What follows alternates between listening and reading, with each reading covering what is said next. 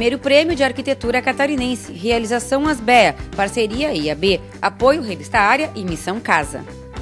O Prêmio Arquitetura Catarinense é uma iniciativa da Associação Brasileira de Escritórios de Arquitetura, com o apoio do Instituto de Arquitetos do Brasil, ambos aqui de Florianópolis, de Santa Catarina.